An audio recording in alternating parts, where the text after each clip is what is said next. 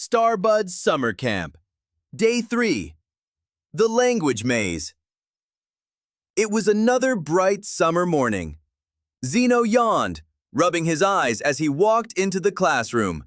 Swoosh! Suddenly, a glowing door opened beneath his feet. Whoa! Before he could react, he slipped through it. Zeno, Luma, Bit-Bit, and me rushed to him. But it was too late. We all got sucked into the light. Welcome to the language maze. A robotic voice echoed in the air. We opened their eyes and found ourselves in a mysterious world. Walls made of talking letters. Signs glowing in strange alphabets like Goo-Goo Talk, Robot Code, Alienese, and Earthlish. Are we trapped? I whispered. Zeno ran ahead and saw a squishy wall covered in wiggly faces and sound buttons. He shouted, "Yeah, woo!" The wall laughed back. Correct.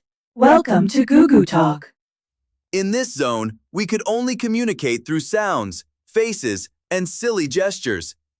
Zeno was perfect for this. He made funny faces, waved his arms, and did a wiggly wiggle that made little maze creatures giggle with joy. I copied him and nailed the moves too. Wah, ha ha! With a pop and a giggle, a big smiley door opened, letting us into the next zone. Now we entered a shiny silver room filled with floating code bubbles. 01101010 if you say, then I jump. Bit-Bit's eyes lit up. This is my kind of place. He spoke in perfect code. Input hug, output heart. A glowing heart bridge formed before them, but Zeno accidentally said, Input fart, output explosion. Boom! We were showered in soap bubbles. Luma giggled. Zeno, your programming is hilarious. Bit-Bit taught them how to mix logic plus emotion in their instructions. If you want others to understand you, first understand how they listen. With that, we zipped across the lightning bridge to the next zone. We entered a round galaxy dome floating with stars and glowing planets. Luma's forehead shimmered softly.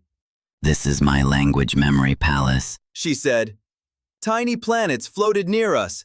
Kulu Kulu, Water Wawa, Woo-Loo, each one speaking in its own language. Our mission: find the words that all planets share. Luma closed her eyes and listened to the rhythm of each star's heartbeat. She gently connected 3 glowing words. Friend, peace, play together. The planets lit up and formed a path, a swirling star bridge home. On the ride back in the hover wagon, the children quietly flipped through their stardust journals. Zeno sat quietly for once, his eyes focused on his shoes. I never realized that saying nothing could make someone feel safe. I looked at him.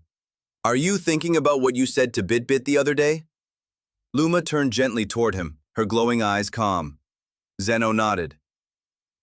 That day, I shouted at Bit-Bit. You don't understand feelings. You're just a metal can with no heart. And then I told Luma, you always act weird. No one can even tell what you're thinking. Bit-Bit's chest glowed softly.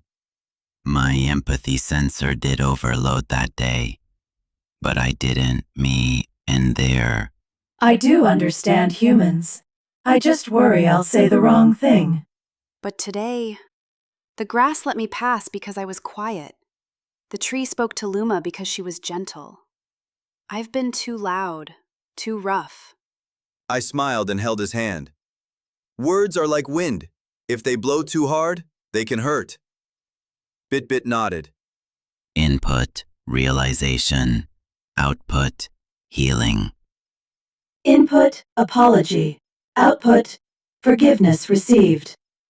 Everyone speaks differently, through movement, looks, light, even heartbeats. We all looked at each other, closer than before. At bedtime, I helped Zeno place today's Dynastep reward footprint and flipped open his family challenge card. Today's task: express love in a new way. Maybe through a picture, a hug, a symbol, or a silly dance. Unlock. Language magic badge. Zeno thought hard, then ran to draw his mom Clara a big rainbow with hearts. Clara looked at the picture and scooped him up. You didn't have to say anything, Zeno. I can feel your love. Zeno grinned like a shining star. I still want to say it. I love you. Every time we speak from the heart, no matter the language, it leaves a friendly footprint on the world. Bye-bye. See you tomorrow.